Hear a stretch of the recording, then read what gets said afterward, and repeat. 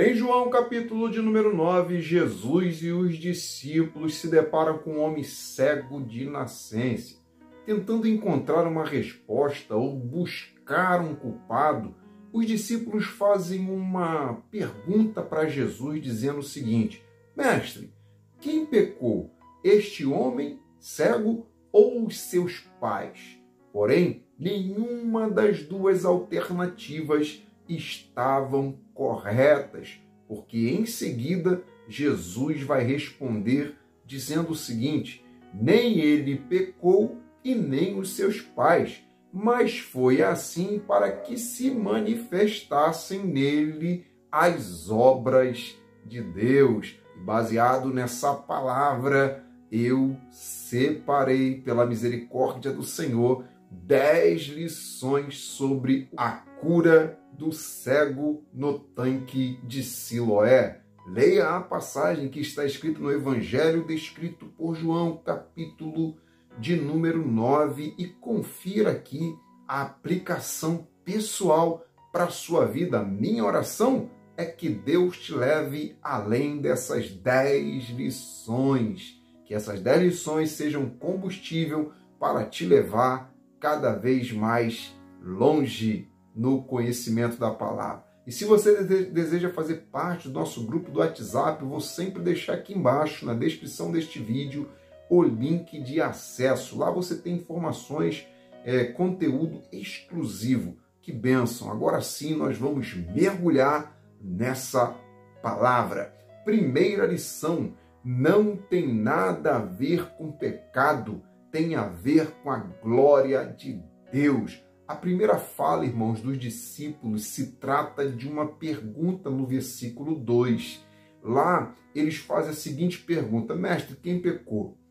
Ele ou os pais dele, para que ele nascesse cego? Essa foi a pergunta. E no versículo 3, Jesus responde: nem ele pecou e nem os seus pais, mas foi assim para que se manifestasse nele as obras de Deus. Os discípulos achavam, assim como a maioria dos judeus da época, que o pecado era a causa primária, né? A única causa do sofrimento. Eu sei, irmãos, que o pecado deixa consequências, faz as pessoas sofrerem, e algumas dessas consequências são irreversíveis, só que nem tudo é consequência do pecado. Tem pessoas travadas no presente e vivendo como se o amanhã não existisse. Estão desesperançosas por causa de algum erro que cometeram lá atrás, quando, na verdade,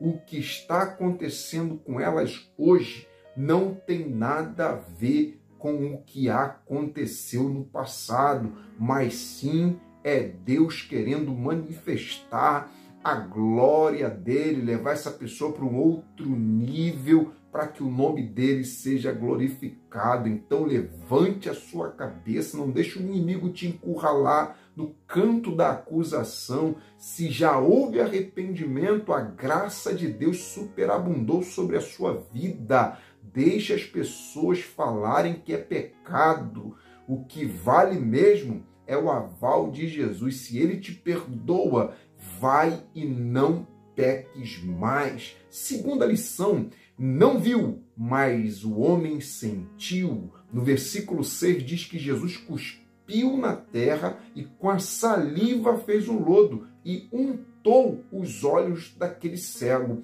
O cego, irmãos, ele não viu Jesus cuspir no chão e levar o lodo aos seus olhos. Ele não viu, mas ele sentiu. E isso aponta para a realidade da fé. A fé não vê com os olhos naturais, mas vê com os olhos espirituais. A presença de Deus não é vista, a presença de Deus é sentida, é vivida, é provada. A presença de Deus é vivida através da nossa fé. Salmo 145, 18. O Senhor está perto de todos aqueles que o invocam, de todos os que invocam com sinceridade. Invocou com sinceridade, Deus está perto. Precisamos, irmãos, sentir essa presença todos os dias na nossa vida. Se você se dedicar a Deus, e buscar a presença dele em oração, leitura da palavra, fugir da aparência do mal, nenhum deserto será suficiente para te fazer se sentir sozinho, te fazer se sentir sozinha. Nenhum problema será gigante demais e nenhuma ferramenta do maligno prosperará contra a sua vida.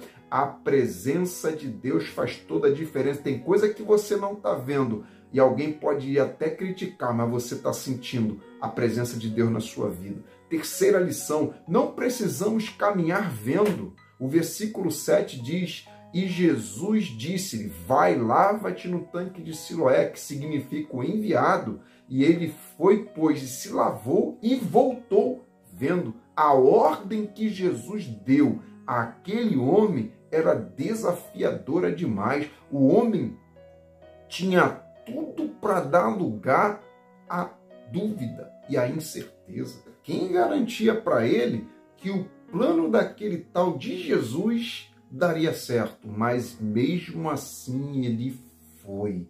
Ele não estava vendo, mas mesmo assim ele caminhou debaixo de uma palavra. Tem pessoa que tem que ver para caminhar. Ele caminhou sem ver.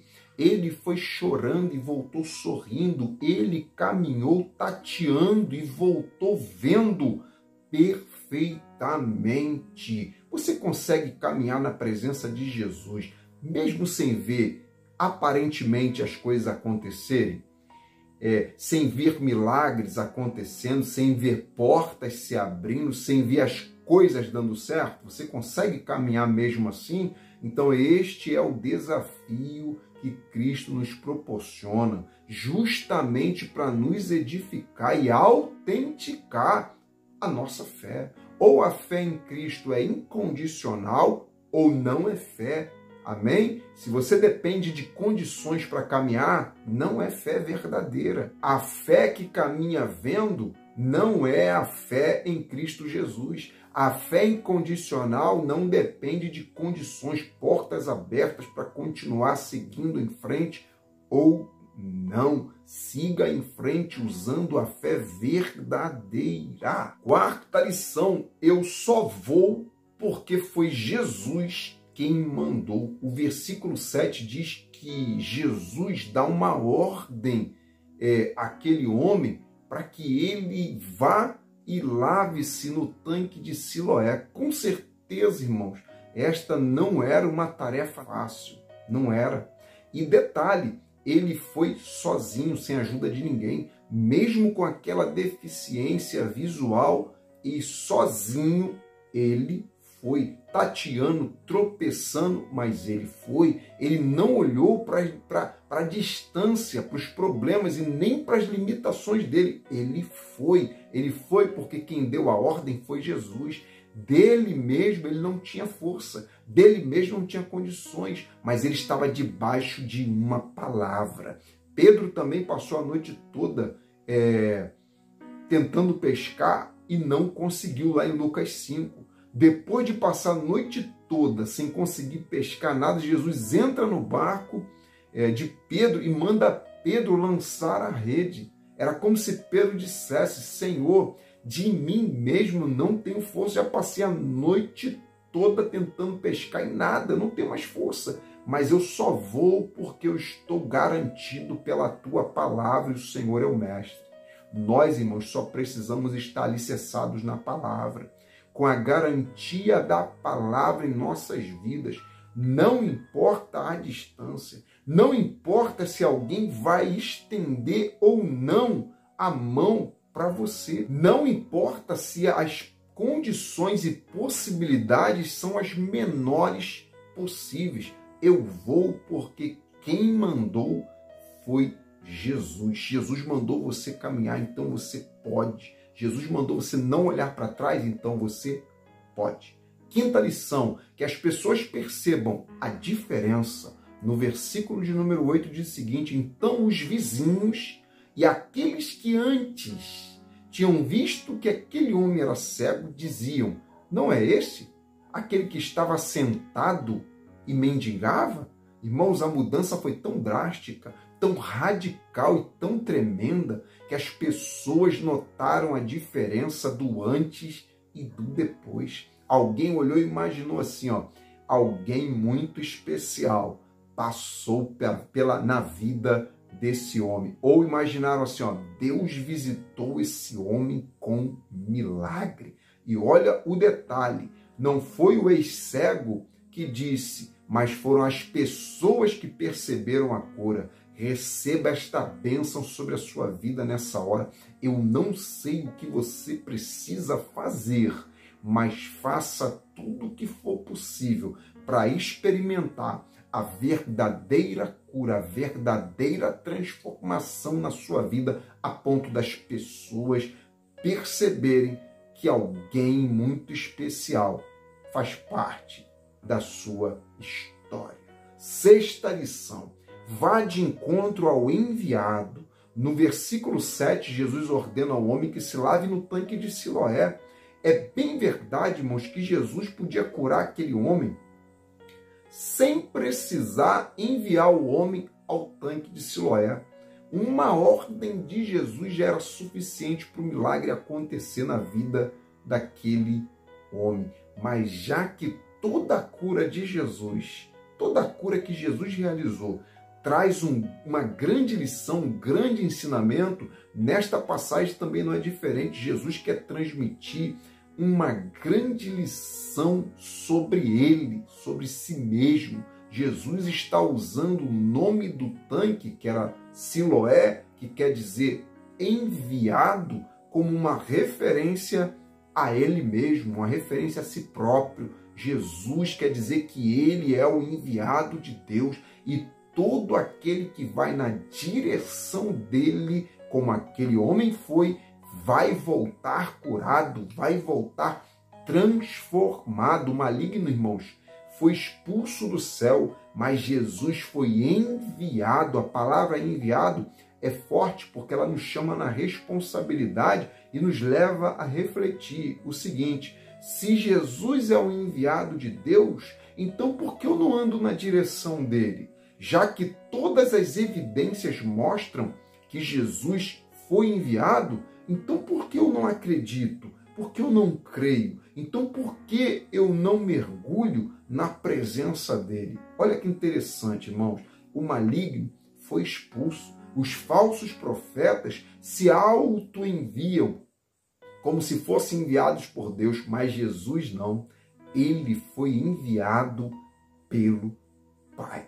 Então, ande na direção dele. Sétima lição: graça no lugar de desgraça. Amados irmãos, olha que interessante. Em Lucas capítulo 13, 4, depois os irmãos leiam, Jesus faz uma menção sobre uma tragédia que ocorreu nas proximidades do tanque de Siloé. Ele diz assim, ó, ou aqueles 18 sobre os quais caiu a torre de Siloé e os matou. Irmãos, por causa desse ocorrido, dessa tragédia, Siloé ficou marcada, conhecida por uma tragédia, por uma morte acidental de 18 pessoas. O lugar foi marcado negativamente, só que agora, com a cura do cego, a imagem negativa daquele local seria mudada, seria transformada. E Siloé não seria mais conhecido como lugar de morte, mas sim um lugar de vida, um lugar onde um homem, uma pessoa, alguém foi curado. Deus transforma ambientes. Seja qual for o histórico ruim que você viveu ou está vivenciando, Deus tem o poder de transformar. Amém? Sua vida não será marcada pela desgraça, não será marcada por acidentes de percurso, por desilusão, por traição, mas sim pela graça superabundante de Jesus. Oitava lição: quando todos te desprezam, Jesus vai ao teu encontro. Olha só o que está escrito no versículo 35. Jesus ouviu que o tinham expulsado aquele homem e, encontrando-o, disse-lhe: crês tu no Filho de Deus? Os fariseus, irmãos, e os judeus não aceitavam o fato daquele homem ter sido curado por Jesus em dia de sábado e expulsaram ele do local. Mas assim que Jesus ficou sabendo que ele foi expulso, Jesus foi ao encontro daquele homem. Alguém pode ter te desprezado, mas Jesus não. Alguém pode ter riscado, sem motivo algum, o seu nome da lista de amigos, mas Jesus não. Todos os planos de Deus, todos os planos de Jesus para a sua vida ainda continuam intactos. Jesus sempre vai vir ao nosso encontro, grave isso. E ele veio ao seu encontro nessa hora para te levantar depois da traição, para te fazer caminhar depois das decepções. Creia que Jesus quer colocar sempre a sua vida no trilho da alegria de novo, no trilho da esperança de novo. Nona lição: tudo que vem de Jesus traz cura e traz paz. O versículo 6, irmãos, diz que Jesus cuspiu na terra e com saliva fez lodo e untou os olhos daquele cego. O método que Jesus usou, irmãos, parecia não fazer sentido algum, mas isso me ensina que tudo aquilo que vem de Jesus traz cura, traz paz, traz solução. Muitos ignoram a simplicidade do Evangelho, mas só ele traz força, salvação, alegria e a verdadeira paz. Queira para a sua vida só aquilo que vem de Jesus. Cuidado com coisas que só têm aparências. Cuidado com o estilo de vida moderno apresentado pelo mundo, que é um conselho: viva na simplicidade do Evangelho. Ele não precisa, o Evangelho não precisa ser mudado, não precisa ser moderno. Sabe por quê? Porque o Evangelho já é novo todo dia. E tudo aquilo que vier da parte de Deus, abrace com toda a sua fé, com toda a sua força e dedicação, porque traz cura, traz paz e traz direção para a sua vida, para você não ficar perambulando pela terra como se não existisse, como se não houvesse um Deus que te ama. 10ª lição: Jesus sabe o que está faltando na sua vida.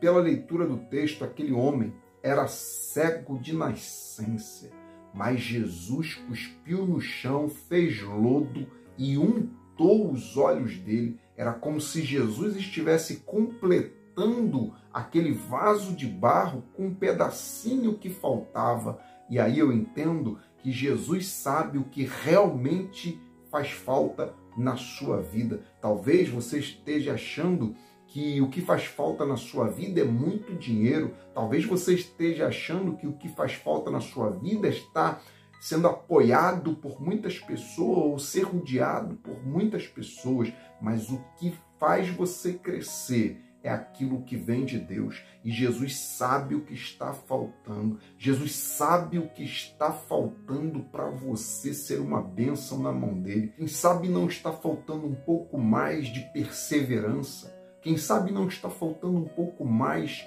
de fé, um pouco mais de insistência, um pouco mais de dedicação para você ser uma bênção nas mãos do Senhor. Ore a Deus. Eu tenho certeza que Ele é especialista em acrescentar em nós aquilo que nos falta. Amém? Para aquele homem faltava a visão. Talvez para você falte dedicação total. Talvez para você falte acreditar um pouco mais no potencial de Deus dentro de você. Sabe por quê? Às vezes a gente acredita que as pessoas são capazes, mas a gente não acredita que nós somos capazes, que nós podemos fazer proeza em Cristo Jesus. Então, aquilo que falta em você está guardado em Deus e Ele sabe de todas as coisas. Então, vá na direção de Jesus, confie em Jesus, porque Ele sabe, Ele tem uma metodologia de trabalho que resolve, que transforma e cura. Então, em nome de Jesus, receba esta palavra em nome do Senhor. Que bom a gente poder estar aqui de frente. Esse é o estilo de vídeo que eu também amo, falar com meus irmãos. Que Deus continue abençoando e assim que tiver tempo, a gente vai estar sempre aqui trazendo novidades do reino de Deus para a sua vida.